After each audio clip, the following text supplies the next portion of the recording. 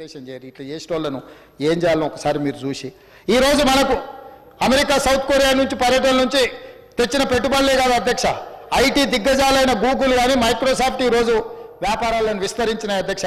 హైదరాబాద్లో ఏఐ ఆధారిత accelerator centre నెలకొల్పేందుకు Google ఒప్పందం చేసుకుంది అధ్యక్ష. మైక్రోసాఫ్ట్ కంపెనీ 15,000 కోట్ల పెట్టుబడులతో రీసెర్చ్ అండ్ డెవలప్మెంట్ హబ్ నెలకొల్పింది అధ్యక్ష. హెచ్సిఎల్, ఇన్ఫోసిస్, విప్రో కంపెనీలు తమ క్యాంపస్లను విస్తరించాయి.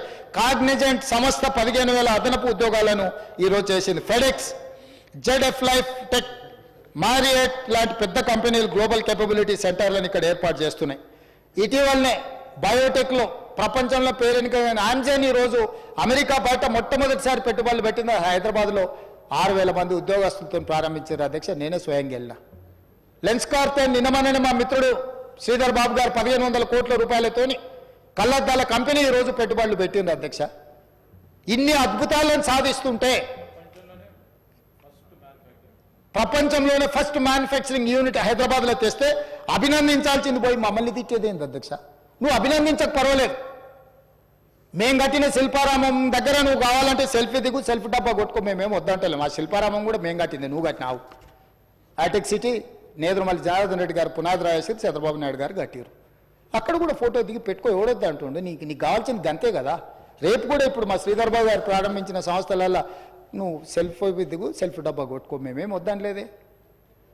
కానీ అడ్డుకోవడం ఎక్కడి సాంప్రదాయము, ఎక్కడి విధానం ఇది? ఎక్కడ నేర్చుకున్నారు ఈ విధానము? ఈ విధానం తెలంగాణకు మంచిదా అని నేను అడుగుతున్నా అధ్యక్ష. నాకు అర్థం కావట్లేదు అధ్యక్ష. ఈ 15 నెలల్లో వాళ్ళ విచిత్రమైన పోకడలు, వికృతమైన చేష్టలు.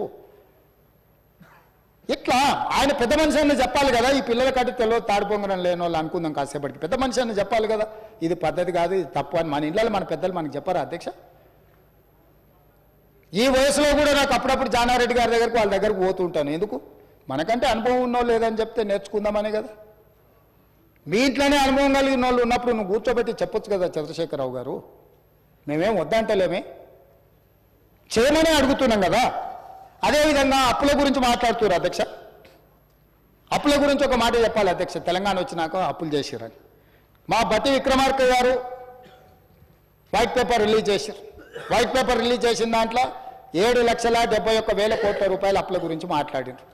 అయితే మీరు డిసెంబర్ తర్వాత మీరు చేసిన అప్పులు అందులో కలిపిర్రు అన్నాడు. నేను మా రామకృష్ణారావు గారిని అడిగిన, ఏంటండి విషయం అని. వారు కంప్లీట్గా లెక్క తీసి నాకు ఒక లెక్క తీసి ఇచ్చారు అధ్యక్ష. ఇది official, on record. If they wanted to challenge I'm there, నేనున్నా, ఛాలెంజ్.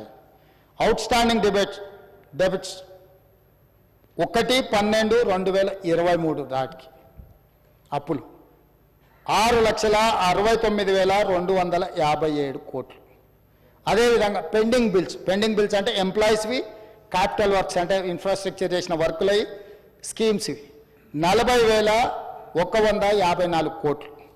అదేవిధంగా అదర్ పెండింగ్ బిల్స్ అంటే డిస్కామ్స్కి, ఎనర్జీ డ్యూసు, సింగరేణి ఇట్లాంటి సంస్థలలో ప్రభుత్వం, రాష్ట్ర ప్రభుత్వం వాళ్ళ దగ్గర కొన్నది. డిస్కామ్స్ ప్రైవేట్ సంస్థలు లాంటివి, అంటే గవర్నమెంట్కి వాళ్ళు సపరేట్ ఎంటిటీ, కార్పొరేషన్స్. సింగరేణి ఒక కార్పొరేషన్, అది ప్రైవేట్ ఎంటిటీని. అట్లే విధంగా SC ST subplan backlog payments 1,09,740 కోట్లు. ఇవి మొత్తం కలిపితే చంద్రశేఖరరావు గారు డిసెంబర్ 7, 2023 నాడు అధికారాన్ని బదలాయించిన రోజు 8,19,151 కోటి. ఇది నికరమైన లెక్క. ఇది నేను ఆస్తులు క్రియేట్ చేసిన ఆయన అంటుంటాడు.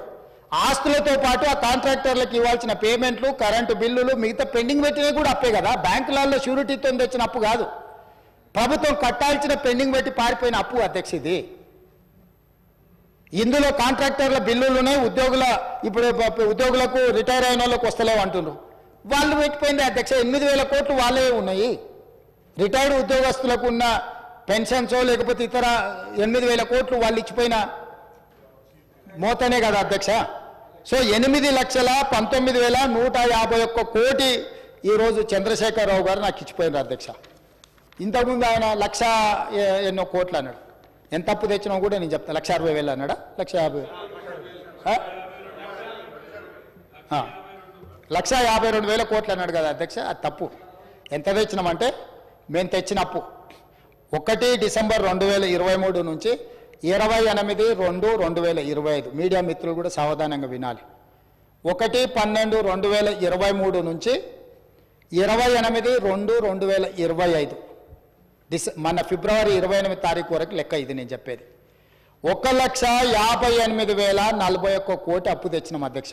నేను మా ఉప ముఖ్యమంత్రి మా మంత్రివర్గ సభ్యులను కలిసి మేము తెచ్చిన అప్పు. ఇందులో ప్రిన్సిపల్ అమౌంట్ పెయిడ్ అంటే చంద్రశేఖరరావు గారు చేసి పెట్టిన అప్పుకి మేము చెల్లించింది 88,591 కోటి. మళ్ళీ చెప్తున్నా అధ్యక్ష, చంద్రశేఖరరావు గారు తెచ్చిన అప్పులకు అసలు 88,591 కోటి మేము చెల్లించినాం. అదేవిధంగా మిత్తి 1/12/2023 నుంచి 28/2/2025 వేరు 64,768 కోట్ల రూపాయలు మిత్తి చెల్లించినాం అధ్యక్ష.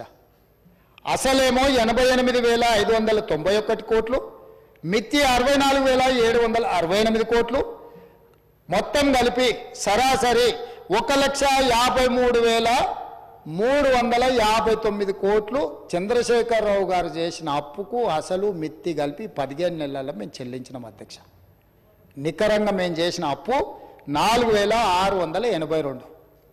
వారు పెట్టిపోయిన లయబిలిటీని వారు మాకు అందించిన ఒక జాడ్యాన్ని అప్పులు చెల్లించడం కోసం, అసలు చెల్లించడం కోసం, మిత్తి చెల్లించడం కోసం మళ్ళీ అప్పులు చేసి ఆ అప్పులను చెల్లించాల్సిన పరిస్థితి.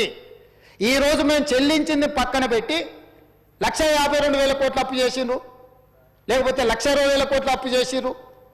మా మీద బురద చల్లే ప్రయత్నం చేస్తున్నారు. నీకు కన్ఫ్యూజన్ అక్కర్లేదు హరీష్ రావు గారు, లెక్క పక్కాగా చెప్తున్నా. 1,58,041 కోటి మేము అప్పు చేసినాము.